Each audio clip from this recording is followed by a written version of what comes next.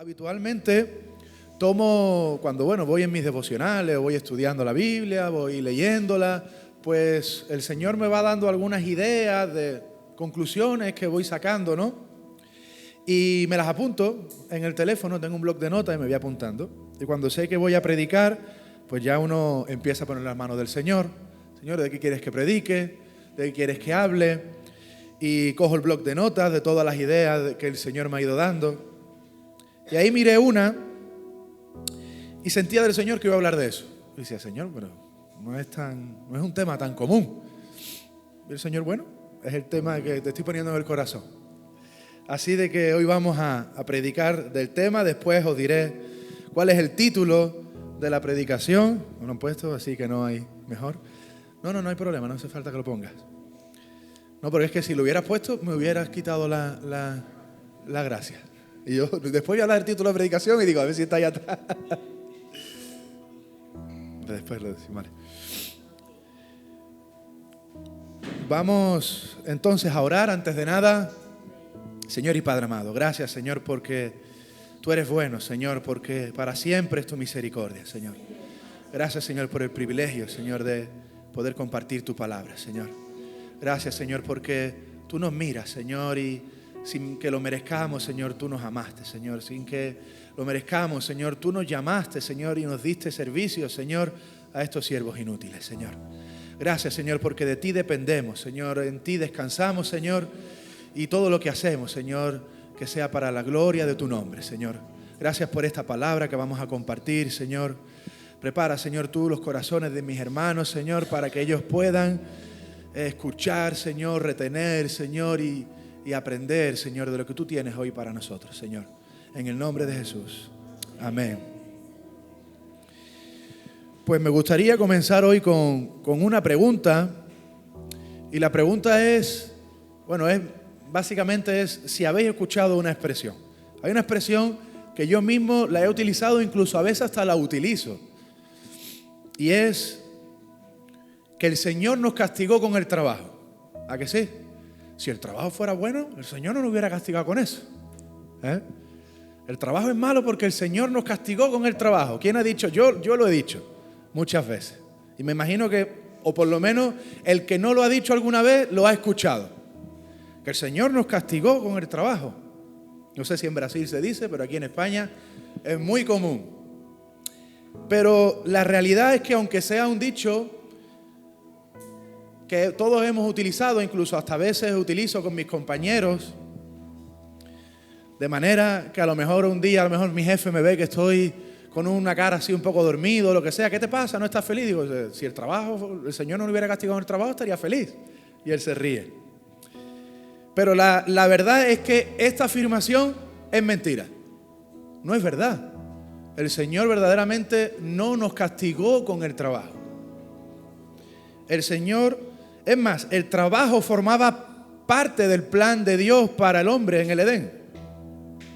Entonces, si vamos a Génesis 2, el versículo 15, vemos que nos dice, Génesis 2, versículo 15, tomó pues Jehová Dios al hombre y lo puso en el huerto del Edén. ¿Para qué? Para que lo labrara y lo guardase. El Señor le dio dos trabajos a Adán. Uno es que labrara la tierra del huerto del Edén. O sea, lo puso a arar la tierra. Y el segundo era que lo guardara, que lo cuidase. Vemos que el trabajo formaba parte del plan de Dios para la humanidad antes de la caída. Entonces el trabajo no es malo. Y ahora es cuando pensamos, me imagino, ¿no? Entonces, ¿con qué nos castigó el Señor? ¿Cuál fue el castigo que el Señor le dio al hombre? Y el castigo que el Señor le dio al hombre se encuentra en Génesis 3, versículos del 17 al 19, que nos dice, y al hombre dijo, por cuanto obedeciste a la voz de tu mujer y comiste del árbol que te mandé diciendo, no comerás de él, ahí está el castigo. Maldita será la tierra por tu causa. Con dolor comerás de ella todos los días de tu vida. Espinos y cardos te producirá, y comerás plantas del campo. Con el sudor de tu rostro comerás el pan hasta que vuelvas a la tierra, porque de ella fuiste tomado, pues polvo eres, y al polvo volverás. Y es que en el versículo 19 nos dice, con el sudor de tu rostro comerás el pan. Y eso es trabajoso, ¿a que sí?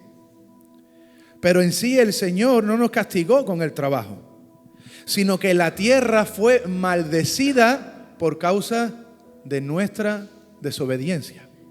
Entonces, donde antes veíamos la abundancia y la fecundidad de Dios en un Edén donde todo salía fácil, donde el trabajo era ligero y liviano, ahora, por causa de la desobediencia del hombre, la tierra es maldecida, y donde antes veíamos la fecundidad de Dios, ahora vemos cómo abunda la esterilidad del hombre sin Dios. Como que Dios quita su bendición de la tierra. Y esta tierra es maldecida por nuestra causa. Y si antes Adán labraba y la tierra era agradecida y daba y salía todo lo que hacía, ahora le está diciendo que ahora ya no tienes la bendición mía. El mundo está maldito y ahora te va a costar sudores el poder comer. Y ese es el concepto que muchas veces tenemos del trabajo, ¿verdad? Ponemos el trabajo de la mano del sufrimiento, del dolor. Pero hay un dicho por ahí que dice que el que trabaja en lo que le gusta, dice que no trabaja nunca, ¿verdad? Muchas veces involucramos el trabajo con el dolor. Pero la verdad es que el trabajo forma parte del plan de Dios para nuestras vidas. Y nuestro castigo fue que la tierra fue maldita por causa de nuestra desobediencia. Entonces, ahora que podemos ver que el trabajo verdaderamente es algo bueno, es algo que no es un castigo, sino que es una bendición, podemos ir al texto principal que me gustaría que hoy tratáramos, que se encuentra en 2 de Samuel, capítulo 11, versículos del 1 al 5. Y ahora es cuando vamos a ver, no sé si tienen la palabra, la imagen. Vamos a hablar hoy de la ociosidad. La ociosidad, la pereza, el estar sin hacer absolutamente nada. La ociosidad.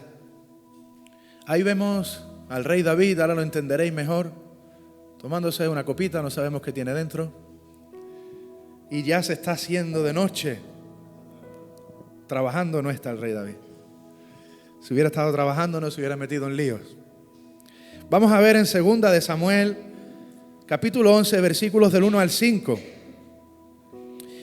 Y nos dice: aconteció al año siguiente, en el tiempo que salen los reyes a la guerra, que David envió a Joab y con él a sus siervos y a todo Israel, y destruyeron a los amonitas y sitiaron a Rabá, pero David se quedó en Jerusalén. David no fue a la guerra, solamente envió a todo el pueblo, pero él se quedó en casa. Y sucedió un día, al caer la tarde, que se levantó David de su lecho y se paseaba. O sea, se levantó David de su lecho al caer la tarde. O se había echado una siesta o se había tirado todo el día durmiendo. Y dice, y se paseaba sobre el terrado de la casa real y vio desde el terrado a una mujer que se estaba bañando, la cual era muy hermosa. Envió David a preguntar por aquella mujer y le dijeron: aquella es Betsabé, hija de Elián, mujer de Urías Eteo. Y envió David mensajeros y la tomó y vino a él, y él durmió con ella. Luego ella se purificó de su inmundicia y se volvió a su casa. Y concibió la mujer y envió a hacérselo saber a David, diciendo: estoy encinta. Es una historia muy conocida, ¿verdad? antes nuestro hermano Abraham nos estaba hablando de la vida también de David. Y la vida de David, básicamente, cuando la definimos en tres grandes épocas, ¿no? Las personas conocen que David fue el que destruyó a Goliat. Las personas saben que David fue un rey conforme al corazón de Dios, el pacto davídico, el gran rey de Israel. Y la Biblia sabe que David metió la pata hasta el fondo con Betsabé. Esas son las tres grandes cosas que sabemos de David y básicamente definen la vida de David. Y en este momento vamos a ver cómo David empezó a meter la pata hasta el fondo. Y es que muchas veces vemos el pecado de David, pero no vemos lo que lo llevó a abrirle la puerta a ese pecado. Vemos dos grandes fallos en David. El primero es que David no se fue a cumplir con su deber. David debería estar en la guerra y David estaba en su casa.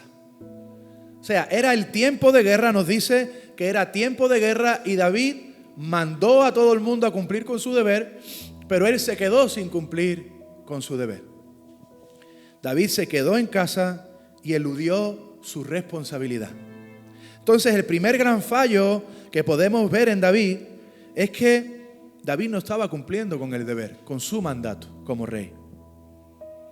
El segundo gran fallo que podemos ver es en el versículo 2, y es cuando nos dice, si vemos en el versículo 2, nos dice, y sucedió un día al caer la tarde, hermanos. No está hablando ni temprano de mañana, ni a mediodía. Está hablando al caer la tarde. Estamos hablando de las 5 o 6 de la tarde. Ya caía, ¿no? La tarde, caía el sol.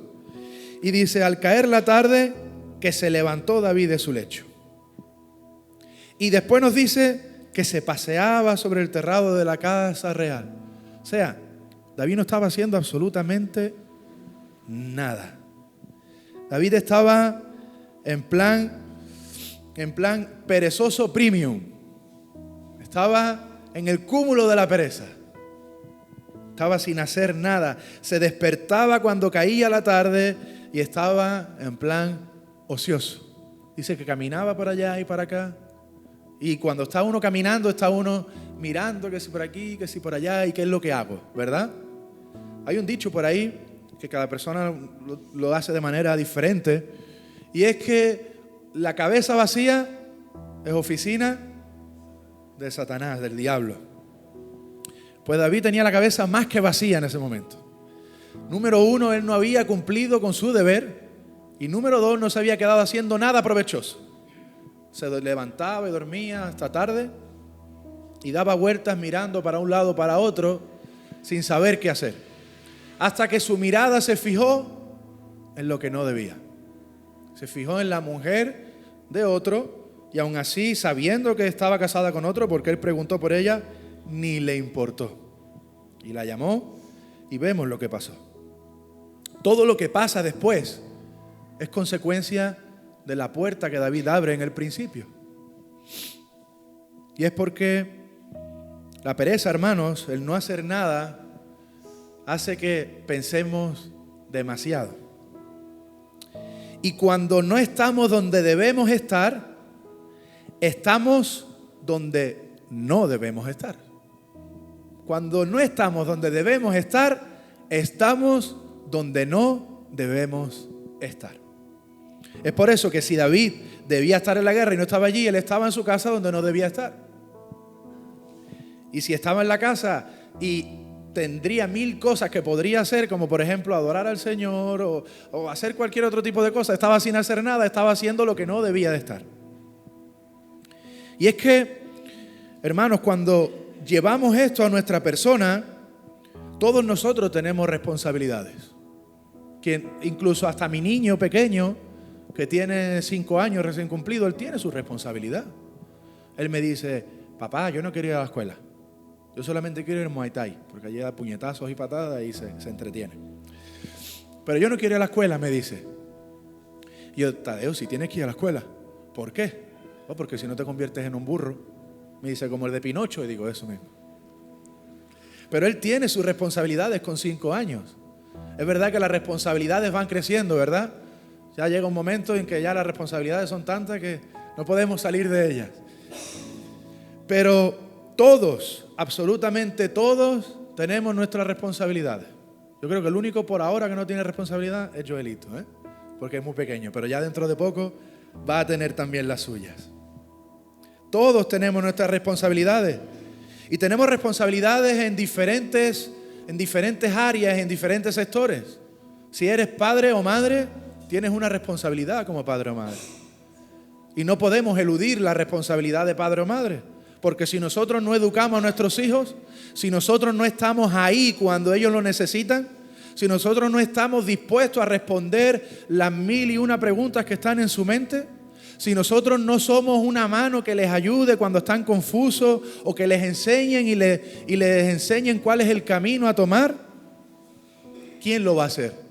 Estamos eludiendo nuestra responsabilidad y después como padres, cuando hemos pasado a nuestros hijos, no hemos pasado tiempo con ellos, no los hemos enseñado, no nos hemos preocupado por ellos, después nos preocupamos y nos asombramos diciendo, ay, ¿por qué el niño me ha salido así? Pero no miramos a que nosotros hemos eludido nuestra responsabilidad. Entonces, si eres padre o madre, tienes una responsabilidad que Dios te demanda. No es que no, la vida, el karma, eso no existe.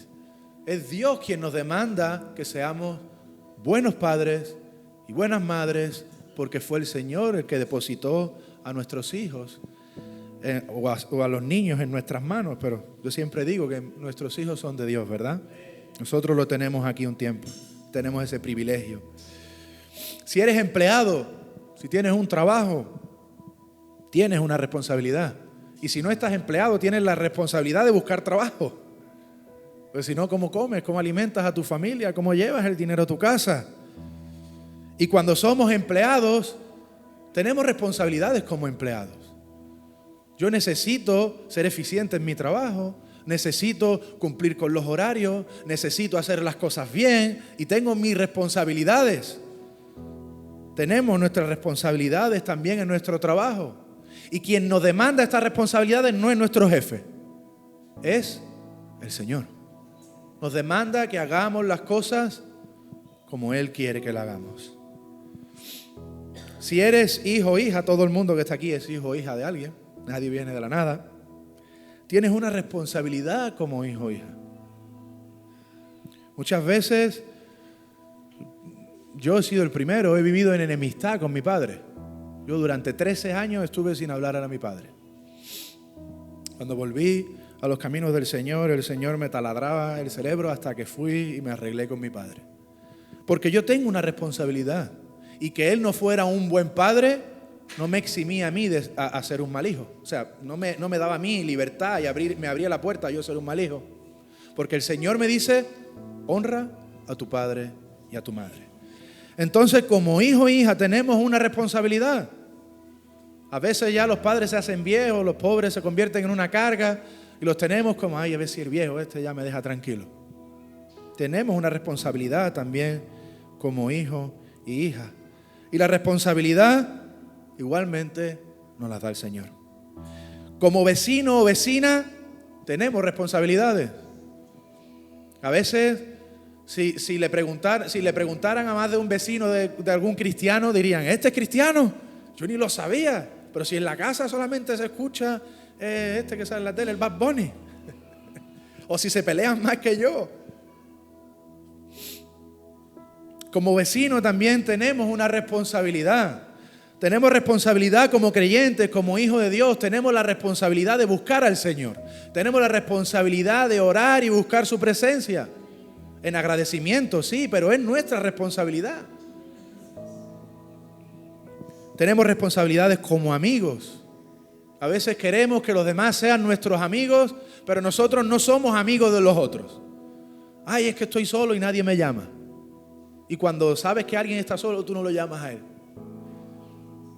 En definitiva, hermanos, tenemos responsabilidades y todas ellas están puestas por Dios en nuestras vidas. Y después Dios nos demandará qué hemos hecho.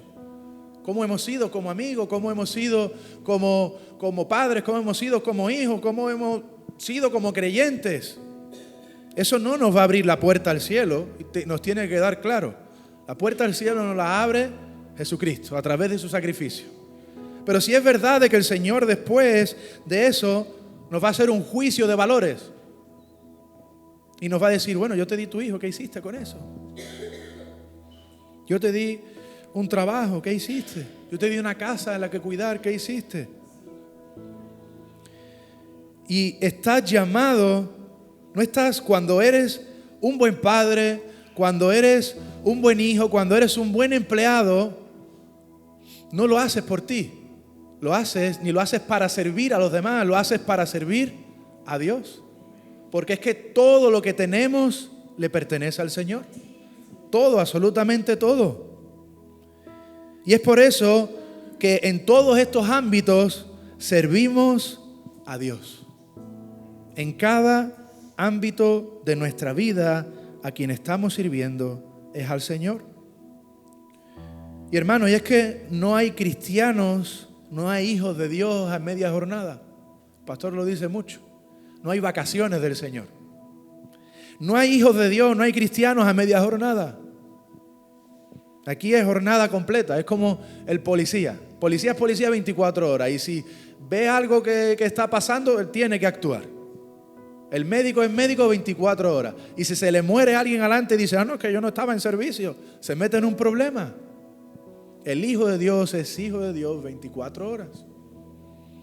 No hay descanso de Dios si no hay descanso en Dios. En Él encontramos el descanso, pero de Él no hay descanso, hermanos. No podemos ser cristianos a media jornada. Es por eso que todo lo que hacemos, cada cosa que hacemos en nuestra vida, sirve al Señor. Y esto lo tenían claro los primeros reformados. En el siglo XVI, el movimiento de la Reforma tras el pensamiento que hubo hasta el siglo XVI, se desvirtuó, vamos a decir, algunos conceptos. Y una de las cosas que empezó a tener clara la Reforma es que en todo glorificábamos al Señor. Y si vamos a 2 de Colosenses, capítulo 3, versículo 23, Colosenses 3:23 nos dice, y todo hermanos, todo lo que hagáis, hacedlo de corazón, como para el Señor y no para los hombres. Y todo lo que hagáis, hacedlo de corazón, como para el Señor y no para los hombres. Y es que muchas veces tenemos el concepto de que ser cristiano es algo místico solamente. Y es algo místico, es algo espiritual, pero también es algo terrenal. A veces tenemos ese sentimiento gnosticista que dice que todo lo que es del cuerpo y todo lo que viene configurado con el cuerpo es malo. Y no es así. Hay cosas que son malas, pero hay cosas que son buenas. Hoy estaba leyendo un libro que estoy empezando en la universidad a estudiar sobre la enseñanza, y estaba diciendo de que el buen profesor cristiano debe enseñar a sus alumnos a disfrutar la vida. Porque me ponía el ejemplo en el libro, decía, si Dios quisiera, hubiera hecho la fruta sin textura, sin sabor y sin color. Si Dios quisiera, hubiera hecho un mundo gris. Pero Dios creó los sabores, Dios creó las texturas, Dios creó los colores, porque Dios lo hizo para su disfrute.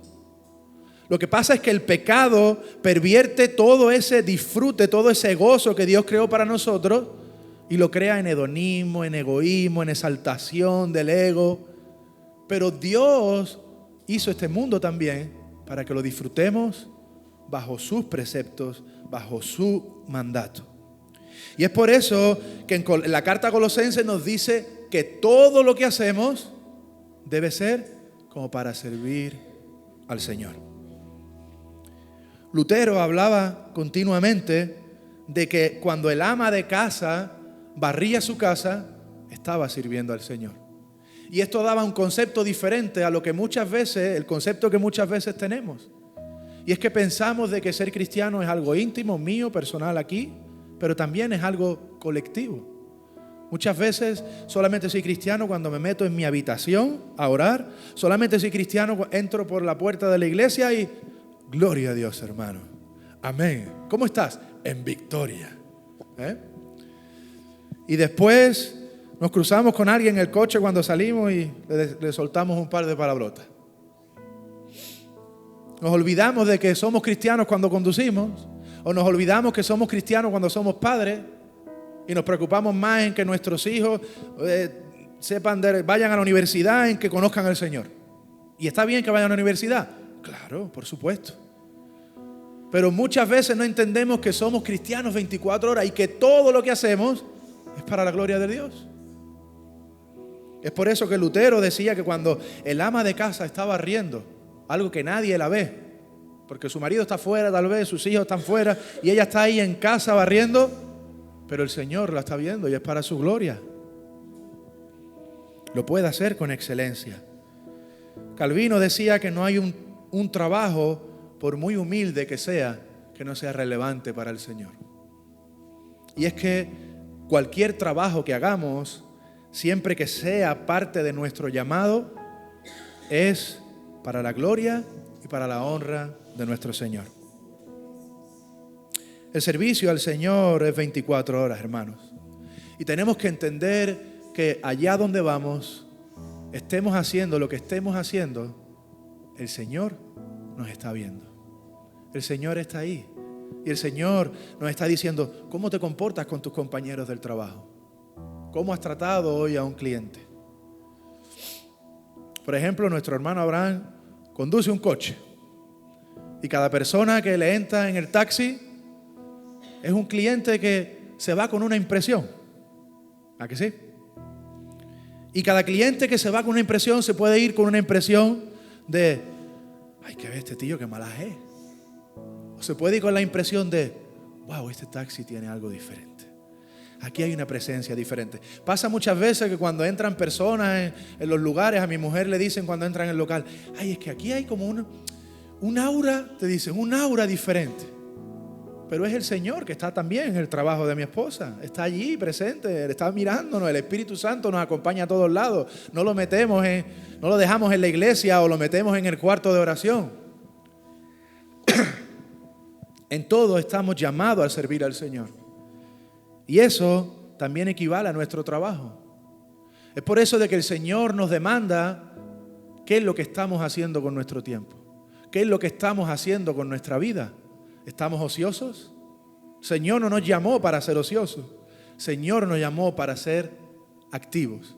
El Señor no nos llamó para vivir encerrados en un cuarto, viendo lo triste que es nuestra vida, la pena que doy, que como el mundo me mira mal y como está. No, el Señor nos llamó para impactar nuestro entorno. No solamente para ser impactados, sino también para impactar. Las últimas palabras de nuestro Maestro, del Señor Jesús, fue: id por todo el mundo y predicad el Evangelio. Les dio un trabajo.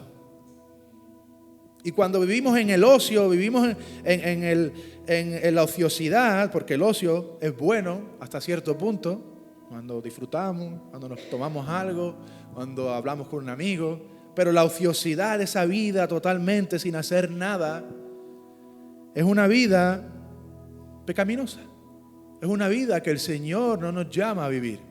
El Señor nos llama a vivir vidas impactantes.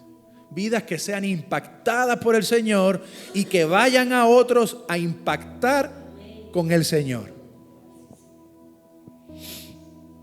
Cuando vemos en Josué, capítulo 1, versículos del 7 al 9, en esta parte vemos el llamado que Dios hace a Josué después de que le pasara el testigo Moisés. Cuando murió Moisés, el que pasó al mando fue Josué.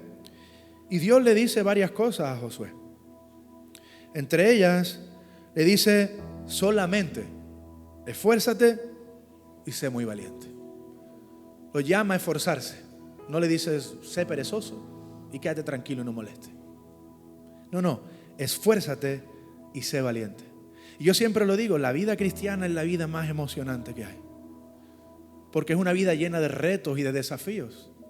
Es una vida que nos reta todos los días a parecernos más a nuestro Maestro, a nuestro Mesías, a nuestro Salvador.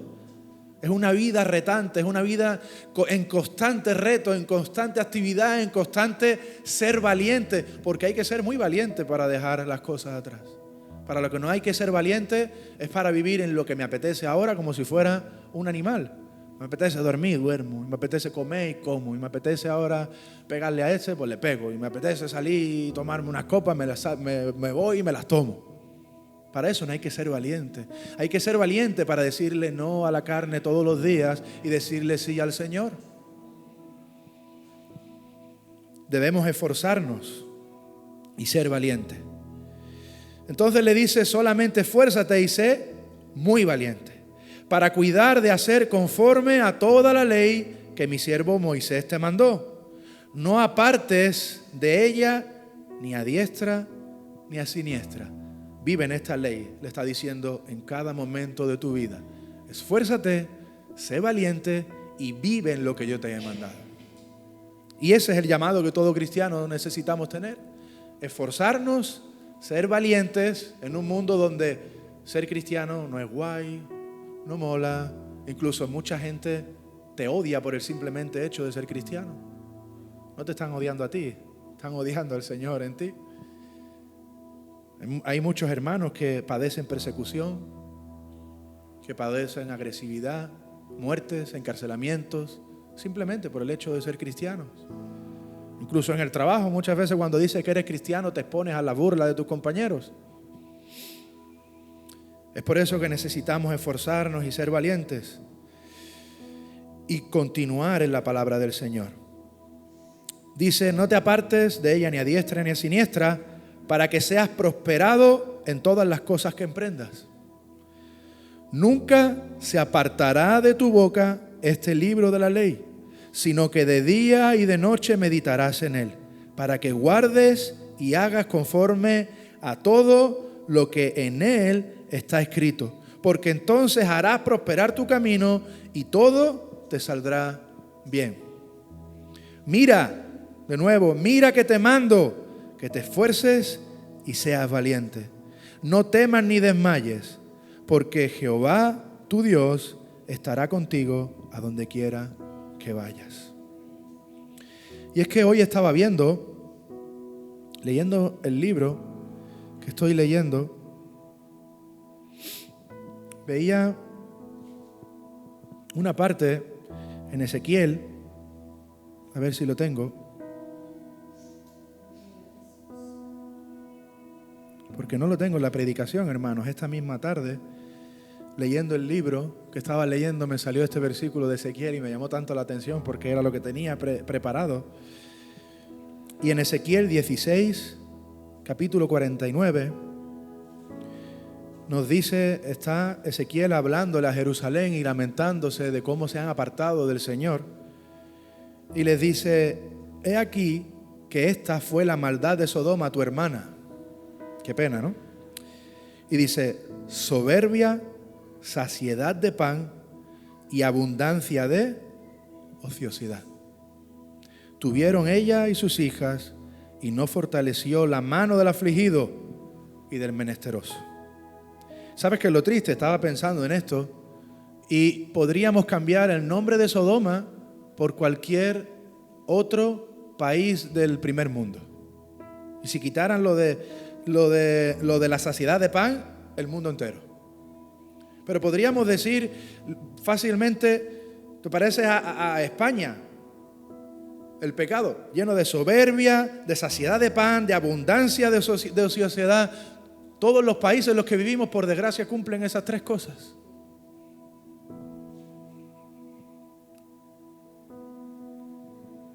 Porque cuando estamos llenos de ociosidad, no estamos cumpliendo ninguno de los mandatos que el Señor nos está demandando.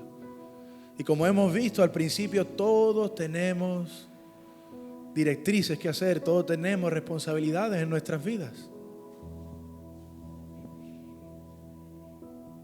cuando Dios habla con Josué, le dice: esfuérzate y sé valiente y mantente en el camino que yo he trazado para ti.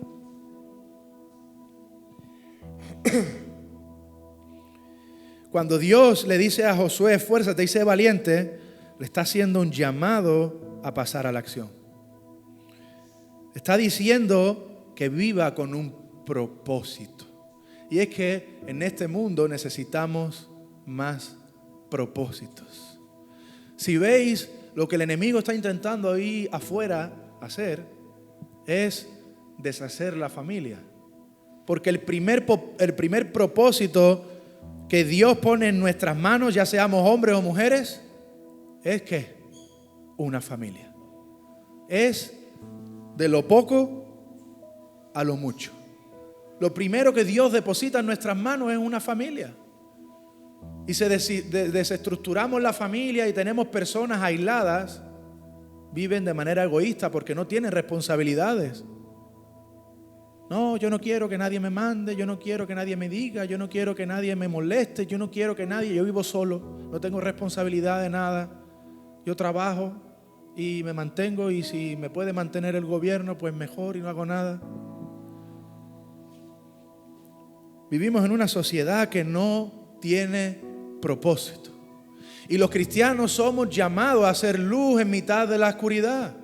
Y necesitamos mostrar cómo en nosotros hay un propósito de pasar a la acción, un propósito de cambiar las vidas, un propósito de traer el evangelio, las buenas nuevas para este mundo adolorido y decirle: hay una salida, hay paz en Cristo, hay vida eterna, hay una luz detrás de ese cuarto de oscuridad. Y necesitamos esforzarnos para pasar a la acción. Y esto que el Señor le está diciendo a Josué no es una petición, es una exhortación.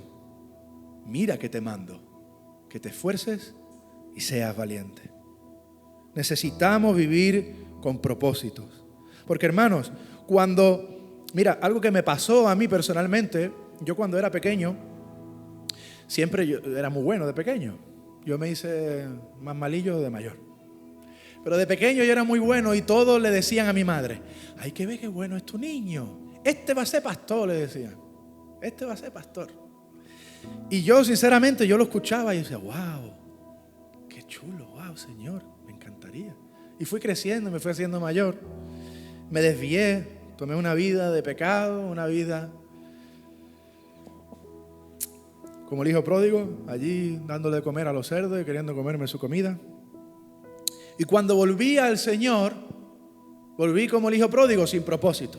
Mira, con que me dejes estar en tu casa, papá, ya está bien. Pero el Señor no nos deja ahí. El Señor comienza a poner propósitos en nuestras mentes. El Señor comienza a mover todo tu entorno, te mueve a ti desde dentro hacia afuera y mueve tu entorno para empezar a darte propósitos. Y empiezan a hacer un amor por las almas, empiezan a hacer un amor por la obra del Señor, empiezan a hacer un amor por hacer cosas, empieza a nacer de ti. ¿Qué puedo hacer? Señor, yo quiero servirte, yo quiero pasar a la acción.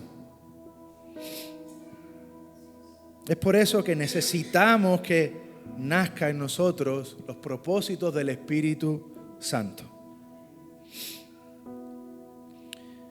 La segunda premisa que Dios le pide a Josué es que nunca se apartará de tu boca este libro. Está hablando de la ley, del libro de Dios. Y le dice que meditarás, guardarás y harás. Meditarás en lo que yo te estoy diciendo. Nos dice, lo guardarás en tu corazón para después llevarlo a la práctica. Y es que si no meditamos la palabra del Señor y sus preceptos y no lo guardamos en nuestro corazón, eso después no florece y no da frutos. Y el fruto, hermano, es una acción consecuente de lo que Dios ha depositado en nuestro corazón.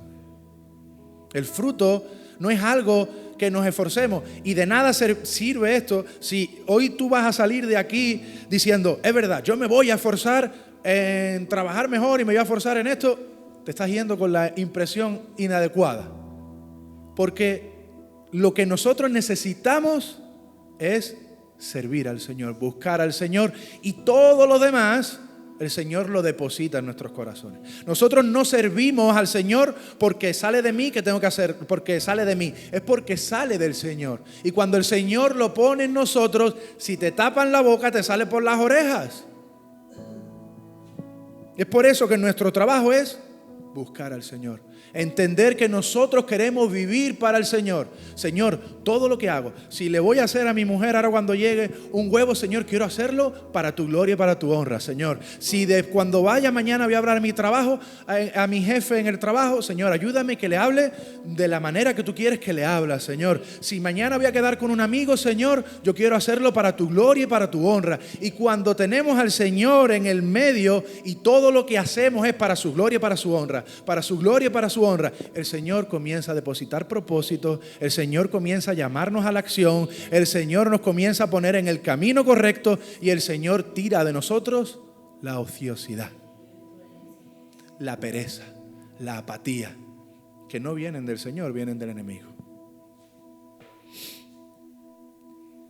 Es por eso que el Señor le da dos premisas de nuevo, hermano: esfuérzate y sé valiente, y que no se aparte de tu mente y de tu corazón el libro del Señor, la Biblia, el Espíritu Santo, el buscarlo todos los días, de la mañana a la noche, desde el principio del día hasta que se acabe el día, para no vivir ociosos, para vivir bajo el propósito que el Señor tiene para nuestras vidas. Es por eso, hermano, que tengo dos preguntas. ¿Vives en ociosidad? ¿Hay una apatía en ti? Busca al Señor. Dile: Señor, yo no quiero esto en mi vida, Señor. Señor, yo quiero que tú pongas sueños en mí, Señor. Yo quiero, Señor, que tú pongas nuevas metas, Señor. Yo quiero que tú quites la depresión de mi corazón, Señor. Yo quiero que tú arranques de mí esa tristeza y pongas una sonrisa. ¿Y dónde vas a encontrar eso? En los pies del Señor.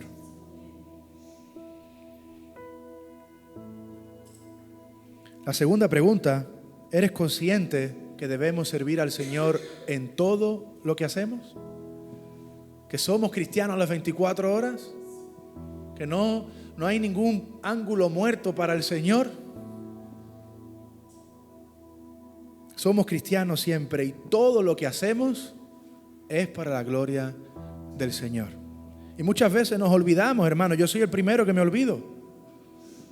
A veces yo pienso, no, yo soy cristiano con los compañeros cristianos, tal y cual. Y cuando estás en el trabajo, no sientes, porque nadie siente que está sirviendo al Señor en su trabajo, por regla general.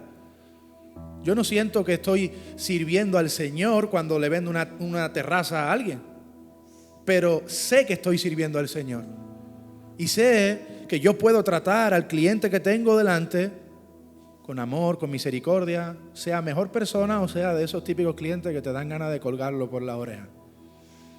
Porque yo estoy sirviendo al Señor en todo lo que hago. Y es por eso que tenemos que tener consciente eso en nuestro día a día, hermano.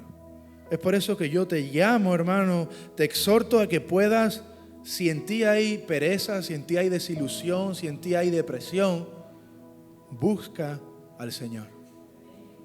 Ponte en su presencia, arrodíllate ante su majestad, porque nos dice la palabra: clama a mí y yo responderé.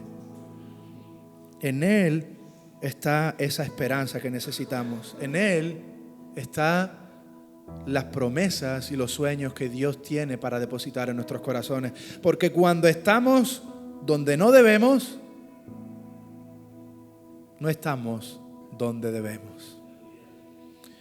Y si David hubiera estado donde debía, no le hubiera abierto la puerta al pecado, hermano. La realidad es que cuando pecamos es porque le estamos abriendo puertas al enemigo que no debemos abrir. Y nos ponemos a hacer cosas que no deberíamos hacer. Y vamos abriendo huecos de nuestro día para hacer cosas que no deberíamos hacer.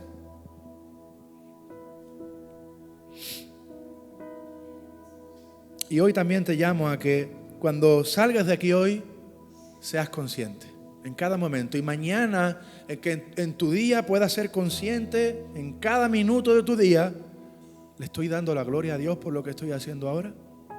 ¿Estoy siendo agradecido al Señor? Yo algo que estoy implementando es que cuando, por ejemplo, salgo del trabajo y me sale una venta, Señor, gracias por eso. Si no me sale, bueno, Señor, tú lo sabes, gracias por eso, Señor. Si mañana, si he visto a un cliente, le digo, Señor, ¿cómo lo he tratado, Señor? Porque veo de que sirvo al Señor en todo lo que hago en mi día a día.